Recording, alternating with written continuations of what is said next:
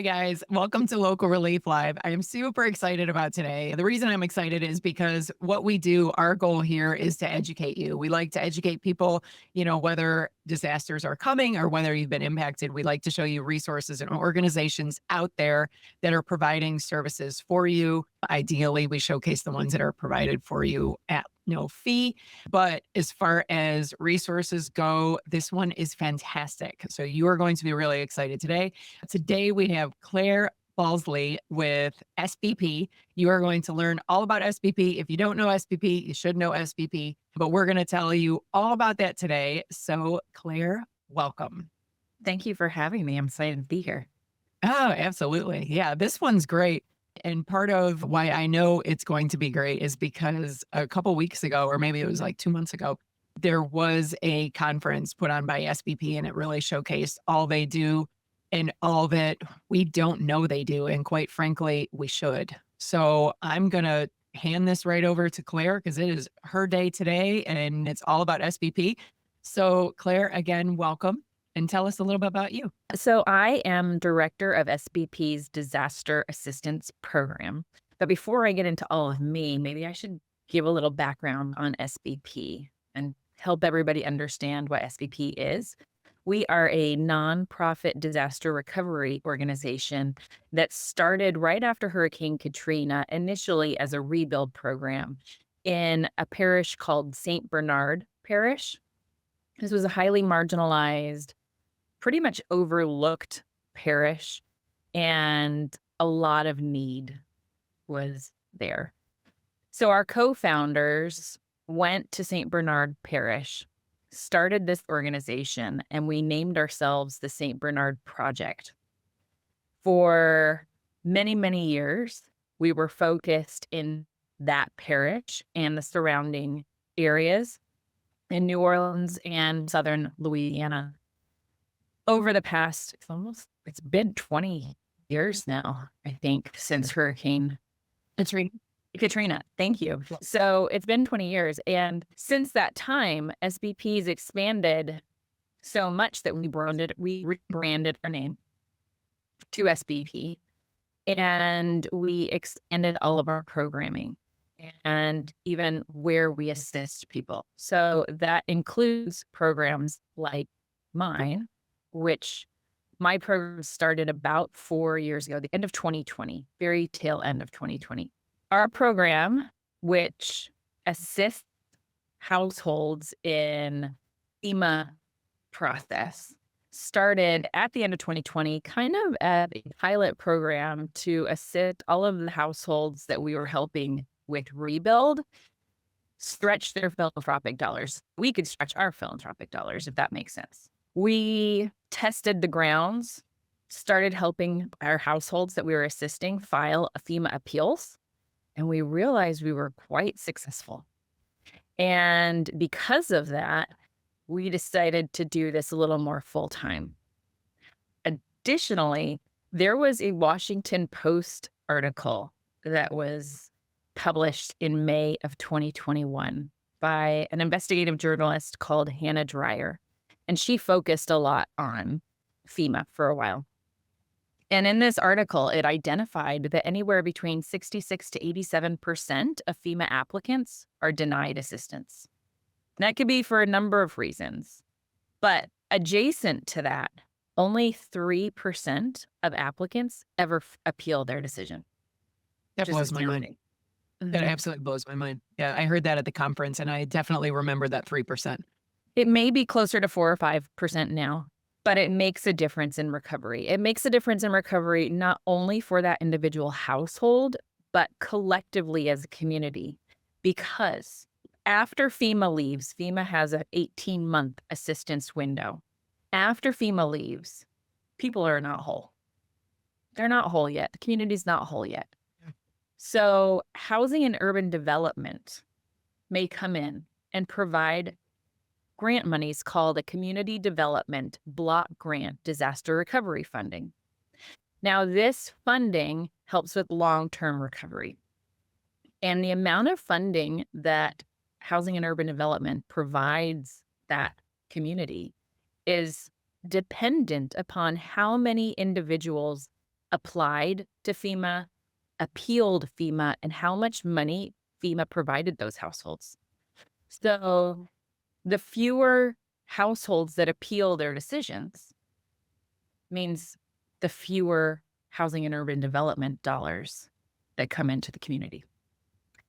Oh, wow. Yeah.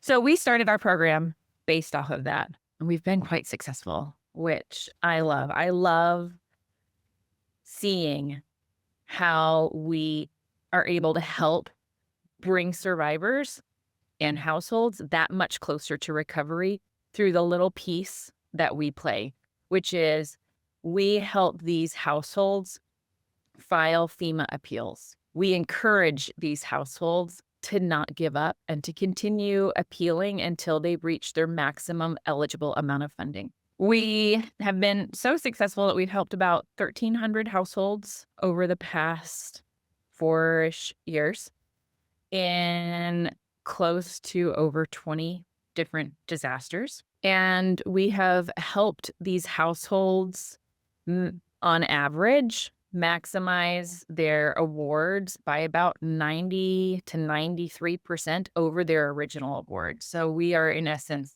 doubling what their original award was. On average, the disaster survivors that we assist see anywhere between $6,000 to $7,000 in additional FEMA funding. Yeah, that alone it's absolutely remarkable. And tell me some of the basically, and how does it work? Like the start to finish where, someone applies and like, how do you fit into that cycle? Yeah, that's a great question. So once a disaster occurs, the governor of the state will put out an emergency declaration. After that, there could be a presidential declaration where the president says, yes, we're going to provide federal funding to that community, whether that's public assistance, which helps with the infrastructure and nonprofit organizations, or if it's also extended to individual assistance, which is those individual households, whether that's a single individual or a group of many within that household. So once a declaration is made and it's declared to be individual assistance, FEMA individual assistance, which allows the individual to apply to FEMA, these households can apply to FEMA in 3 different ways. One is over the phone. So you can call FEMA over the phone. You can go online to disasterassistance.gov and create a profile. Now, this will be done through login.gov, which the government has that single login source through login.gov. So you first have to create a profile at login.gov if you do not already have one, and you use that one passcode for all federal websites. It has 2-factor authentication to verify you are who you say you are. Through disasterassistance.gov portal, you create a whole profile, upload documentation to prove the extent of damage, and you can communicate to FEMA directly through that online portal. Or the third option is once disaster recovery centers are set up in your community, you can go directly to those disaster recovery centers and speak to a FEMA agent in person, and they can help you apply for assistance. Which one of those 3 do you recommend? It's really preferential, to be quite honest. Whatever's most convenient for you. There can be times when cell service and internet is down for quite a while, so it may be more convenient to go to a disaster recovery center. Filling it out online, if you're not tech savvy, may be a bit more complicated. And if you have transportation, going to a disaster recovery center may be a great option for you. Otherwise, if you are more tech savvy, you feel like you can do it, the online version is great. Over the phone is also really good. Generally, after a major disaster occurs, wait times can be quite long. So you might want to consider doing it an online. We love the online portal, especially because you can submit documentation right there easily into your profile. You can see all the correspondence that FEMA provides you in a correspondence tab online. This is really helpful when you have been displaced and you're kind of moving from place to place, trying to find secure housing. And in those situations, you may not always have access to your post mail.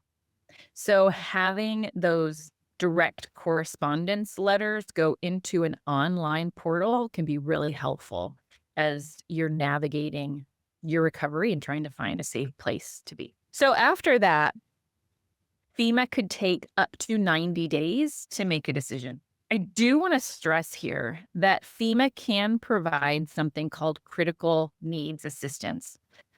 It's something that people have seen $700, $750. And that generally comes very quickly. That is not the same as a full decision. Okay, I want to make that very clear. What FEMA does is if you indicate in your application that you have immediate needs, immediate dire needs, you need gas, you lost all your food, you need baby formula, et cetera, et cetera. The list goes on. You lost all your clothes. FEMA can send this money immediately so that you can get by for the next short period. They will then look at your application and review it and identify how much, if any, money they can provide you, or identify what additional pieces of information and documentation they may need to make an accurate decision on how much money they can provide. So up to 90 days. They're generally quicker than 90 days. You Like want an estimated time of what they usually, like how long it usually takes. Yeah, it could be anywhere between 2 weeks, 2 months. That's Yeah. where we Okay. generally see it, at least initially. Yeah. At that point, they'll send a letter. They'll identify how much money, if any, that they are awarding to that household. And that determination letter can be frustrating to read. It can be confusing to read. You put a lot of time into applying, and the resulting determination letter may not match your expectations. But I want to say this really clearly. A determination letter is not the end of the road. It is just a conversation starter. Yeah, I think that's a big, you think determination is, you think like the end all be all answer. And I think that's when I typically talk to people, they go, oh, I was denied. And then they just dismiss it and continue to go. And it's like, well, denied based on what we have right now, or we need additional information. So, I mean, you know more than anybody. Then what do you do after that point? You don't give up. That's the first thing. You do not Okay. give up. And you will see on the second or third page of that determination letter that FEMA clearly writes out, if you do not agree with this letter, you can appeal. And they give some information on how you can appeal. Appealing can be tricky. It's a process that my team and I have really kind of honed in on and worked with FEMA to improve upon, to make sure that we have a relatively high success rate. Now, remember, I stated earlier that Hannah Dreyer at the Washington Post discovered that anywhere between 66 to 87% of applicants are denied assistance.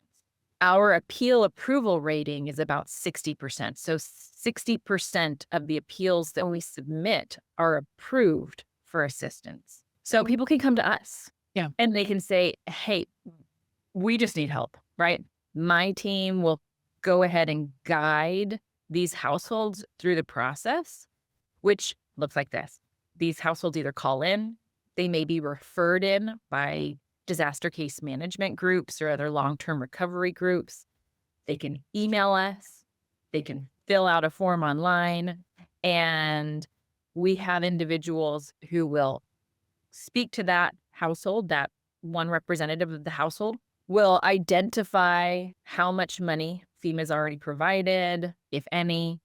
We'll review determination letters. We'll have them fill out a release of information form, which is required by FEMA for any advocate like ourselves to be able to assist that household.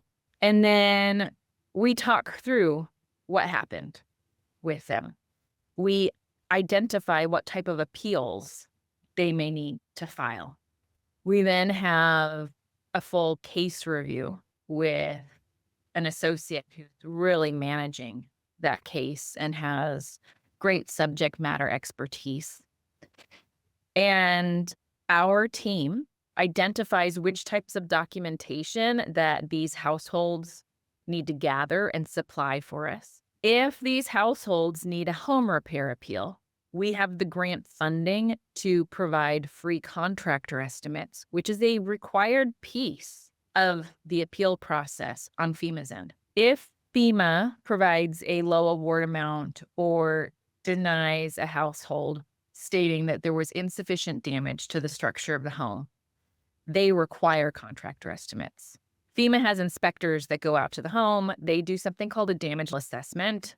It's a 1 to 5 ranking, 1 being the lowest, 5 being the highest. And FEMA decides how much money within that ranking that they will submit based off of that inspector's inspection. So, question for you there. Where in the process does that happen?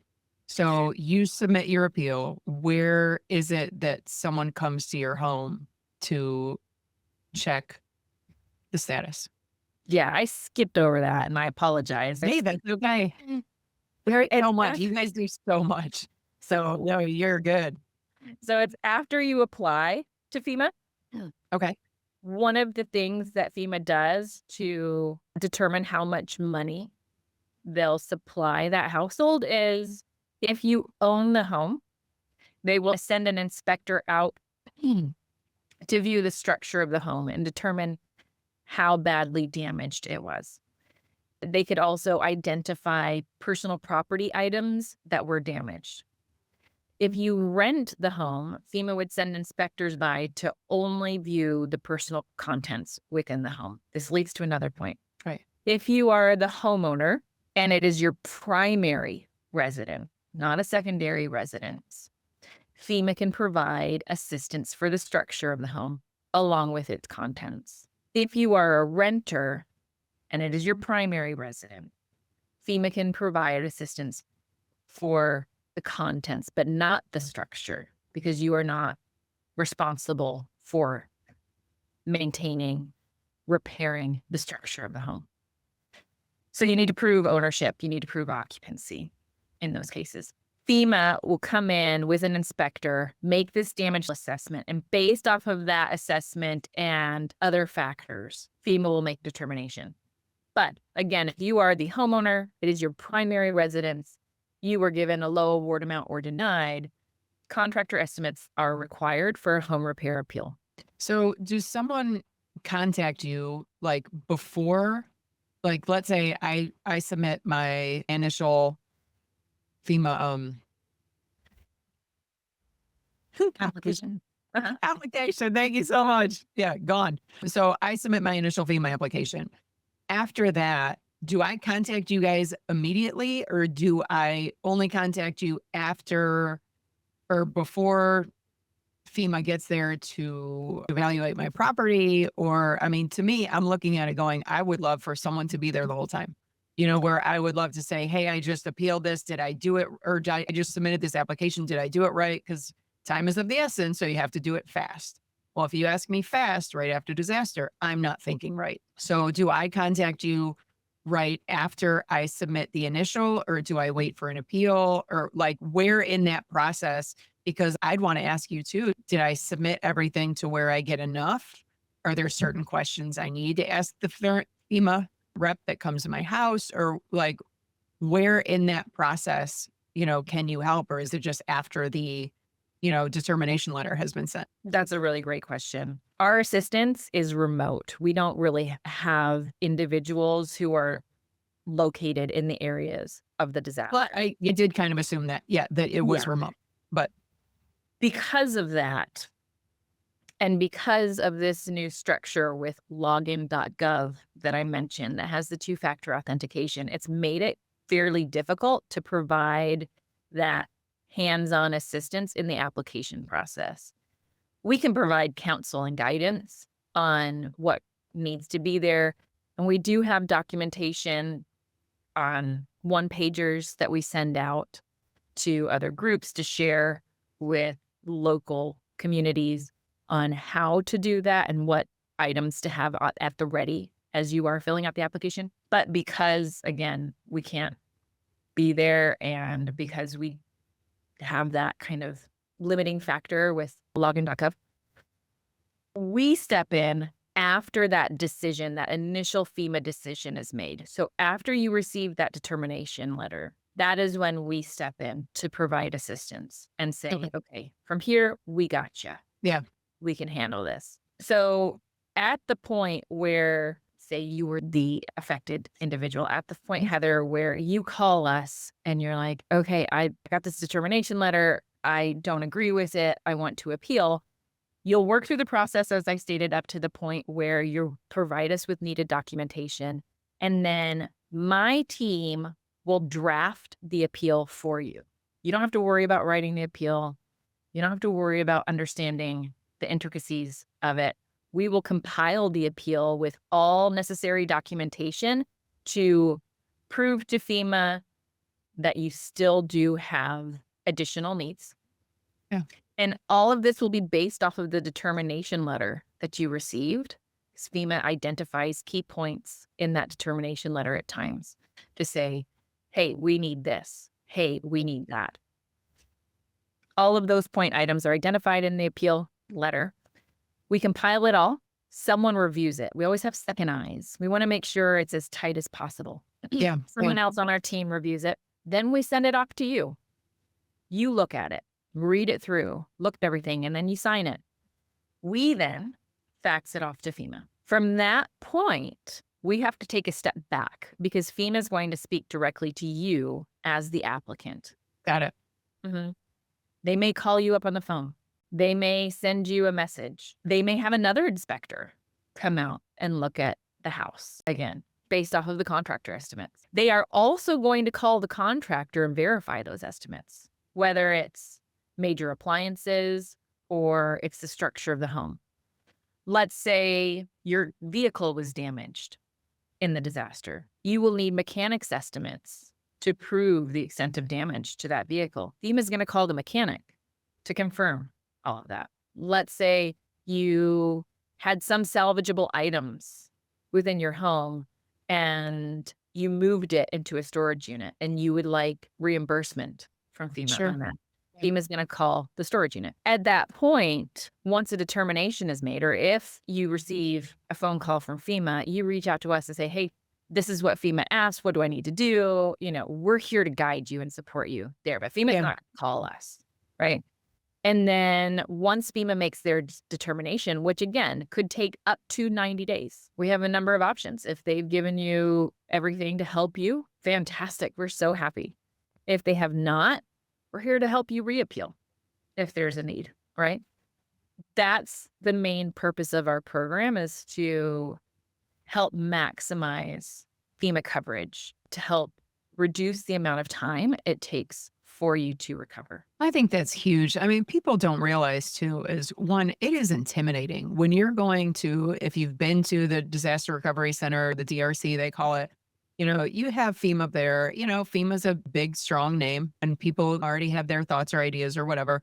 But to know that, hey, someone's going to do this for me, and someone not only that has done this many, many times before, you know, but someone that has that name, that backing behind it. And this is what we do. We got you. I mean, even just saying we got you. And I mean, you know, the person that's been through everything and that's, you know, gone through, you know, losing the home, and then to have FEMA say, yeah, but we're not going to give you any money, the frustration then, and then to find a resource that says, you know what, we got you, you know, and we can help you. And just that, you have to see more tears and get more virtual hugs because, you know, virtual. But I mean, to me, that is the most incredible gift of all, because you do have, and I wish people understood this more, is that there's so many people that know how to prepare, and you may know how to prepare your home, you know, for a storm, and that is nowhere near what it takes to prepare yourself to recover, you know, when you've lost everything. And people, they don't know and they don't understand. And I think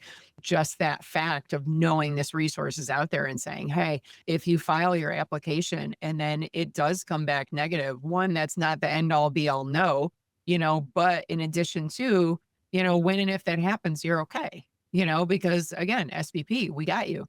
And I think that's something where you can trust, to where they're not going to take advantage. They're not going to whatever, you know, they are a vetted organization. This is what they do.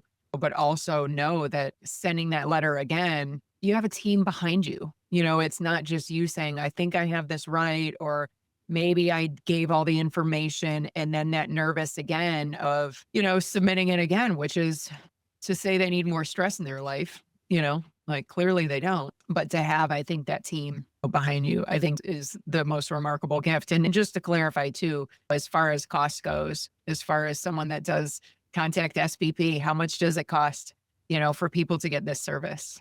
Absolutely nothing. We Nothing. are Yeah. fully grant funded. Again, like I mentioned, our grant funding allows us to provide contractor estimates. So you don't have to pay out of pocket for any potential contractor estimates required for an appeal. You don't have to search for a contractor, which can be daunting after a Let's disaster. talk about this process, because this is interesting to me. People typically don't talk about this part. I usually hear afterwards, I'm sure you do the same thing, of some guy knocked on my door, because people do. They knock on your door and they offer their services. And, unfortunately, there are people that stroke a check and pay, and they never see that guy again. So as far as, again, knowing that you guys are back it and behind it, and one more service that I didn't know you guys offered, but you do, and we need to showcase and tell people you exist. So tell me about this service with the contractors. Yeah. So with our program and in conjunction with an appeal, we can provide that free contractor estimate. Now, this contractor estimate is directly catered towards FEMA. So while we have these contractors who come in and provide the estimates, they may not be the ones who rebuilt your home, right? Okay. They're just for the estimate. They're just for the estimate. FEMA looks at specific things. They want to identify what was specifically damaged due to that disaster, not necessarily things that are cosmetic that you want to upgrade after, or like for like, I had granite countertops that were completely destroyed. I'm putting new granite countertops in there. That's not what FEMA's mission is. They're to get you to be in a safe, Functional, right? sanitary, and functional Yeah. condition. Yeah. And so if FEMA looks at contractor estimates where you have the crown molding and the granite countertops and, et cetera, FEMA's going to be like, oh, yeah, that's Yeah. not really what we're here for. So we baseline it. Think like We- IKEA. Yes. Yeah, your IKEA, your Walmart. Yeah. Yeah. So from there, FEMA is able to make an accurate determination of what extent of damage there is, how much funding to provide. So let's take a step back for a second and talk about how much money FEMA could provide a household. So every October 1st is FEMA's fiscal year start date. And every disaster that occurs after October 1st through September 30th, the following year, can receive up to a maximum amount based off of the Consumer Price Index. Let's look historically. So Hurricane Helene hit Florida all the way up through Virginia.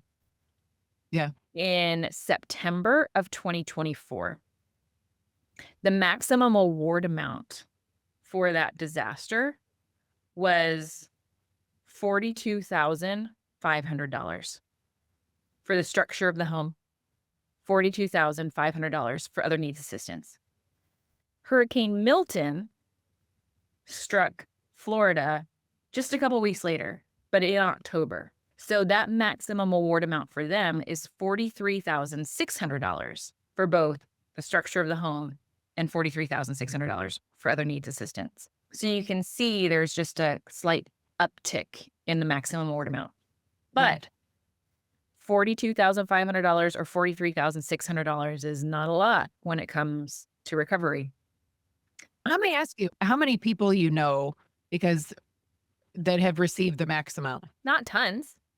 We have seen it for Yeah. the structure of Yeah. the home. Yeah. Other needs assistance encompasses a whole lot of items. This includes personal property, transportation, moving and storage, medical and dental, child care, miscellaneous items, group flood insurance, and the list goes on. your Yeah. critical needs assistance. All of that falls within other needs assistance. I have not seen anybody maximize that $42,500 or $43,600 for other needs assistance. I have seen it happen for the structure of the home. Got it. I do also want to state there are two other types of assistance that FEMA's individual assistance program can provide. That is temporary housing needs, right? That could be rental assistance. That could be FEMA direct housing, a trailer, if they have that available. It could be housing people within hotels. It could be immediate displacement assistance, reimbursement for hotel stays. All those things fall within this That's included in the 42 max, or that's a separate pot? This is a completely separate pot, the unlimited amount of funding based off of eligibility. Yeah, based off of eligibility. So you have to fall within FEMA's parameters of eligibility. They do assessments. They identify if you remain eligible. If they identify you do not remain eligible, or you're no longer eligible, I guess I should say, you can appeal if you do not agree with that. That's why you need to know SBP, guys. Like, I can't stress this enough. There are so many things that you don't know that they do. This is why you go to experts, and free experts at that. So absolutely, this is fascinating. And then the other big bucket item is access and functional needs.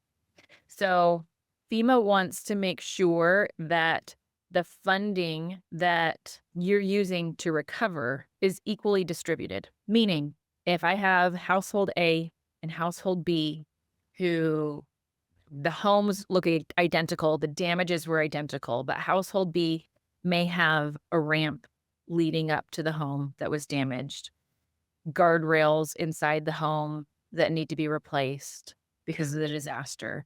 FEMA could provide additional funding through the access and functional needs to replace that ramp, to replace the handrails.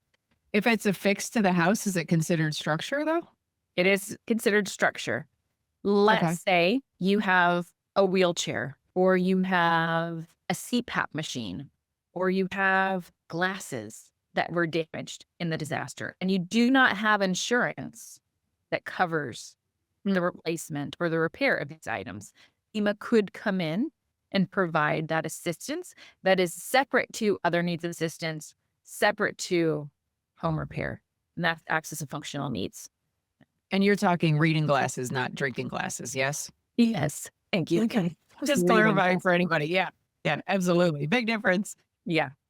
I will also here, because I brought up insurance, state that FEMA is here to provide assistance that is unmet in its needs. Meaning, if you have insurance that can cover these items, apply to insurance. That's what it's there for. You are likely to receive much more from insurance than you would from FEMA. Again, FEMA's award amounts, not that great in size. And the amount you receive within that may not reach their maximum award amounts, right? Do you help with that as well? With insurance, or no? And we do not help with insurance, but there are other great organizations out there that really do. One organization that we love is United Policyholders. They provide a whole slew of information to insured homeowners on how to navigate and self-advocate. You have legal aid organizations that can help with that, and a whole slew of other organizations that can provide. That's great. But FEMA will want to understand how much money, if any, insurance provided, and how much additional unmet need there is to see if they're able to provide assistance. So all of that together is FEMA's type of assistance, and we're here to help you maximize it. We're here to provide as much support in that one small piece of recovery that can really help accelerate how quickly you can recover. I love the team of people that I work with. They are really smart, really dedicated, full of heart individuals who understand this process inside and out and want to see, just like I do, that recovery. Yeah. And I think that's the biggest part too is, and again, people, you may know how to get extra water and supplies for, when a storm comes. You think without power, I can go a day or two, but people don't think of, oh, what happens if my house is gone? And I think that's the biggest piece where we're really trying to bring organizations to light that do offer that assistance and that do give the guidance that in a million years you never want to need.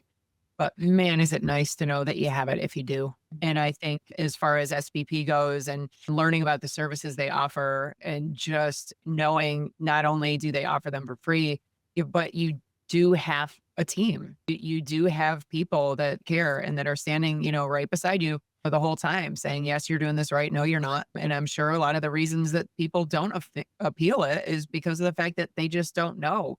Or, I mean, they think it's a big process or I've been denied. That's it. I'm done. Show's over. And it's not, so there is money on the table. There is stuff that you can go back and fight for, but you don't have to do that battle alone. And I think that's where SBP is just absolutely phenomenal. I can't stress that enough. And even learning, more about what they do and the process. And again, just knowing that you're not doing this alone. And we're really out there trying to showcase information of other people. Claire, is there anything else that you want to share or I know we're going to talk more, during disasters that's happening, but anything for now that you would like to share or add? Yeah, I stated that our disaster assistance program is just one piece of our organization. So I highly recommend anybody go to our website, which is sbpusa.org, to see how our other programs may be able to support or help you. We have rebuilding organizations still, our programs still. We have advocacy and advisory programs. We have preparedness programs. And the list goes on to really support the individual all the way up to the elected official in the entire recovery process. So there's something for everybody within our programming. Yeah. The biggest thing is it's word of mouth. It's telling people it exists. It's sharing information like this. Please, by all means, share this with your friends, share this with family, even before, rather than later. Because what's going to happen later is, heaven forbid you don't. I hope you don't need it. But what was that called? I knew it was 3 letters. What was this? Like, share it. Tell people about it because it really is a phenomenal service. I mean, what you guys do, I commend you. I think it's fantastic. So yes, sbpusa.org. I do know that one because I do tell people often, but Claire, I can't thank you enough. I know we will see you again. And from Local Relief Live, this is Heather Hackett just saying thank you. Please be sure to like, share, comment, follow, all of that fun stuff. But you will see us again soon. You will see Claire again soon. Claire again with SBP. I can't thank you enough. So thanks, guys. Thanks, Heather.